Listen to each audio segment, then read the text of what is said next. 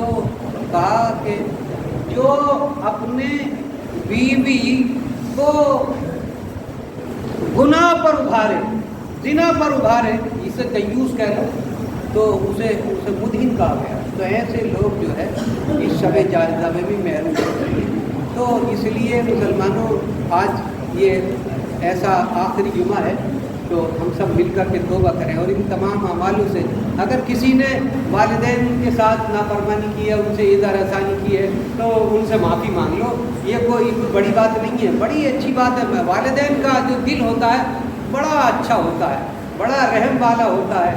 جب وہ معاف کر دیتے ہیں تو اللہ بھی معاف کر دیتے ہیں. سرکار ارشاد فرماتے ہیں والدین کی رضامندی میں اللہ کی رضامندی ہے اور والدین کی ماں باپ کی ناراضگی میں اللہ کی ناراضگی ہے. تو احترام کرنا چاہیے اور معافی مانگ لینا چاہیے. اور دوسرے، اگر کسی نے کسی پر ظلم کیا ہے، مال مانگا، تو پھر اسے اس آخری دن ہے اس میں اسے وہ واپس لوٹا. اور خبر گیری رکھو مسلمانوں، غریبوں کی خبر گیری رکھو.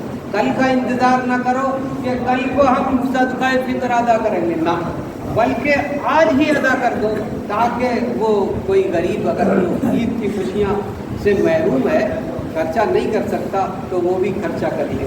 سرکار ارشاد فرماتے ہیں کہ یہ صدقہ فطر روزوں کا، یہ سمجھ لو روزوں کا جیسے کہ نماز میں کوئی سہو ہو جائے تو اس کا سجدہ سہو ہوتا ہے، نماز میں سجدہ سہو ہوتا ہے، تو اسی طریقے سے یہ صدقہ فطر سہو ہے کہ روزوں میں کوئی خطا سردرد ہو جاتی ہے، ہو ہی جاتی ہے، انسان ہے، بشر ہے.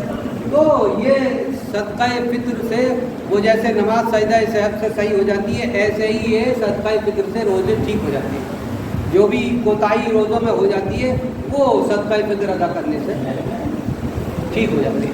سرکار ارشاد فرماتے ہیں کہ روزے بھی اور تمام اعمال زمین و آسمان کے درمیان معلق رہتے ہیں. صدقہ فطر ادا کرنے سے اللہ کی بارگاہ میں قبول ہو جاتے ہیں، کیونکہ وہ جو نقص اس میں ہو جاتے ہیں نا، تو اللہ تبارک و تعالیٰ اس نقص کو بھی پاک کر کے اپنی بارگاہ میں قبول فرماتا ہے. تو کل کا انتظار نہ کریں، آج ہی صدقہ فطر ادا کر دیں. اور یہ دیکھیں کہ ہمارے پڑوس کیا ہوتا ہے، 40 گھر ادھر، 40 ادھر، 40 ادھر، 40 گھر، 40 گھر چاروں طرف پڑوسی ہوتے ہیں. یہ آیا، اب لگا لو 40 گھر، اتنے درمیان میں حق ہے تمہارا کہ خبر گیری رکھو. اور یہ کہا کہ بدوں کے بلو یہ صدقہ فطر ہے نہیں، بلکہ اس انداز سے ان کی کہ بھائی یہ خوش عید کے لیے جو ہے آپ اپنا خرچہ کر لیو اور ہم پڑوسی ہیں آپ کے، ایک دوسرے سے جو ہے لین دین اور ہدیے تحائف دینا، یہ اللہ کے رسول کی سنت ہے. تو اس انداز سے اس کی دل شکنی بھی نہیں ہوگی اور قسم پرسی بھی نہیں ہوگی کہ میں غربت میں ہوں تو لوگ مجھے یوں کر کے، بلکہ یہ ایک دوسرے سے ہدیتاً توبتاً جو ایک دینا ہے. اللہ کے رسول ارشاد فرماتے ہیں ایک دوسرے کو ہدیے دو، اس سے محبت بڑھتی ہے، اس سے اخلاق بڑھتے ہیں. تو مسلمانوں یہ عید کا موقع ہے، اگر آپ نے کسی کی مدد کی، اگر وہ مانگ بھی نہ سکا، کہہ بھی نہ سکا، اور اس کی مدد آپ نے خود بخود کر دی تو اس کا دل خوش ہو جائے گا. سرکار ارشاد فرماتے ہیں کہ کسی کا دل خوش کر دینا، مجبور کا دل خوش کر دینا حج اکبر کے برابر ثواب رکھتا ہے. حج اکبر جانتے ہو؟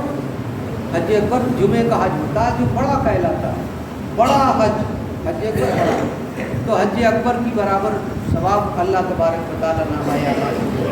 تو یہ دل شکنی نہ ہو، اس انداز سے ایک دوسرے کی مدد کرو اور ایک دوسرے سے محبت کا برتاؤ کرو، اخلاق سے ہاتھ ملاؤ، اخلاق سے سینہ ملا کر معانقہ کرو. یہ مسلمانوں اللہ تبارک و تعالیٰ نے ایک دوسرے سے محبت کے لیے ہمیں حکم فرمایا. جیسا کہ قرآن پاک میں اللہ نے ارشاد فرمایا قد افلح من تزکیٰ، تحقیق وہ کامیاب، زیادہ کامیاب ہوئے. افلاح یہ صیغہ تفضیل ہے، زیادہ کامیاب، فلاح سے افلاح، زیادہ کامیاب ہوئے جنہوں نے اپنے آپ کو پاک کیا. تزکیٰ جس نے تقوی اختیار کیا. تو پاک ہونے سے صدقہ فطر ادا کرنے سے روزے پاک ہو گئے، تسبیحات پاک ہو گئی، اور جو بھی عمل تھے وہ پاک ہو گئے. اور روزے رکھنے سے، توبہ کرنے سے دعاؤں میں شامل ہونے سے وہ جو گٹھری گناہوں کی بندھی ہوئی تھی اور دل میں سیاہی گناہوں کی لگی ہوئی تھی وہ صاف ہو گئی اور مسلمان پاک ہو جاتا ہے۔ روزے دار کے گناہ اللہ تبارک و تعالیٰ معاف فرما دیتا ہے اور وہ گناہوں سے پاک ہو جاتا ہے۔ قد افلح من تزکیٰ، کہ تحقیق وہ زیادہ کامیاب وہ ہیں کہ جنہوں نے اپنے آپ کو پاک کیا۔ تو پاک ہونے سے مراد یہی ہے، ایک تو جسم کی پاکی ہے، دوسرے قلب کی پاکی ہے، دل کی پاکی، اور دل کی پاکی اسی وقت ہوتی ہے جب ہم اللہ کے رجوع کرتے ہیں، اللہ سے معافی مانگتے ہیں، اللہ سے گڑ گڑا کر دعائیں کرتے ہیں۔ تو یہ مہینہ کیسی دعاؤں کا مہینہ تھا۔ سلام ہے ان تمام روزے داروں کو، سلام ہے ان تمام تسبیحات پڑھنے والوں کو، سلام ہے، اللہ کی سلامتی ہے ان تمام تراویح پڑھنے والوں کو، اللہ کی سلامتی ہے ان تمام قرآن پڑھنے والوں کو، اللہ کی سلامتی ہے راتوں میں جگنے والوں کو، اللہ کی سلامتی ہے اللہ کے حضور کھڑے ہونے والوں کو، اللہ کے حضور گڑ گڑانے والوں کو۔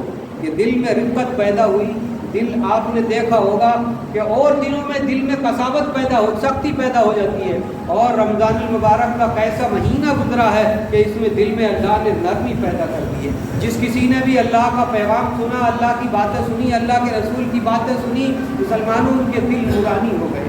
یہ نسبت ہے سرکار مدینہ صلی اللہ علیہ وسلم کی عطا کردہ نعمتوں کی نسبت ہے کہ جس کسی کو بھی نسبت ہو جاتی ہے وہ نور والا ہو جاتا ہے، نور والا ہو جاتا ہے۔ مسلمانوں درود پاک سنائیے اللہ تعالیٰ شفیعنا و نبینا مولانا محمد صلی اللہ علیہ وسلم۔